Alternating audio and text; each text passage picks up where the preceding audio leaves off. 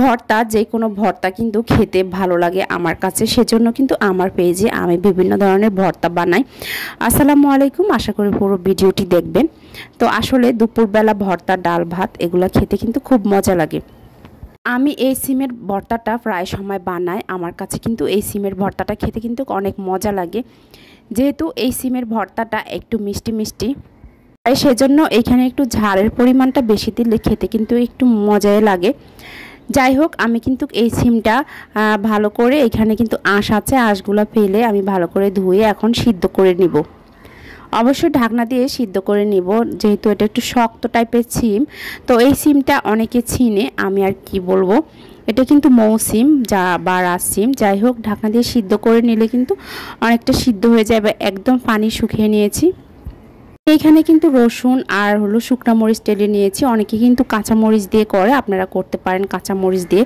সাথে কিন্তু আমি একটা মাছ দিয়েছি। এই যে সিমের ভিতরে, এই সিমের ভিতরে কিন্তু শক্ত একটা আঁশ আছে, ওটা কিন্তু ফেলে দিতে হবে। তো এই শক্ত আঁশগুলা ফেলে দিয়ে তারপরে যে উপরে যে বাকলটা আছে সেটাই কিন্তু আমি এটা বেটে নিব।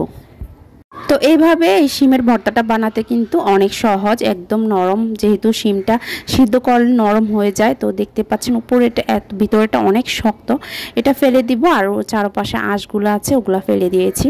তো এইখানে আমি মরিচের উপরে লবণ দিয়ে এভাবে বেটে নিব। আর এখানে দিয়েছি একটা মাছ, মাছে যদি কাটা থাকে সেটা একটু ফেলে দিবেন। আর কাটা ছাড়া মাছও দিতে পারেন, বা ছোটো মাছ, চিংড়ি মাছ, যে কোনো মাছ আপনারা দিতে পারেন। মাছটা দিলে ভালো হয়। শুটকি দিয়েও করে, তো করতে পারেন যে যেভাবে করেন। আমার কাছে মাছ দিয়ে করলে মনে হয় স্বাদটা অনেক ভালো লাগে, আমার কাছে খেতে ভালো লাগে। তো এই তো আমার মাছ একটু কাটা ছিল, আমি এখানে রুই মাছ ভেজে নিয়েছি, সেটা একটু উঠে রেখেছি, সেটা এই ভর্তার সাথে দিয়েছি।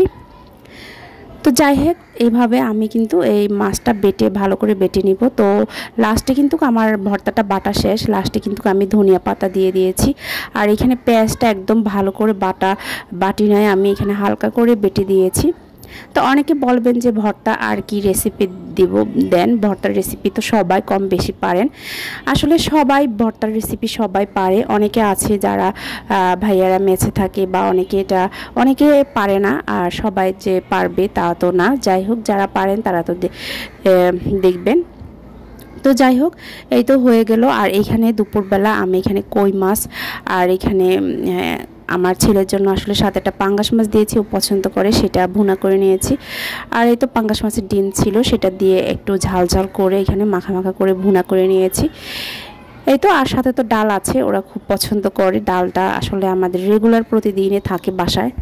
রান্নার পাশাপাশি প্রতিদিনে আসলে ডাল রান্না করতে হয়। ডালটা একদম থাকে, যাদের বাসায় বাচ্চা আছে তারা জানে। যাই হোক, ভিডিওটি কেমন লাগলো, ভালো লাগলে লাইক, শেয়ার, কমেন্ট করবেন। আল্লাহ হাফেজ।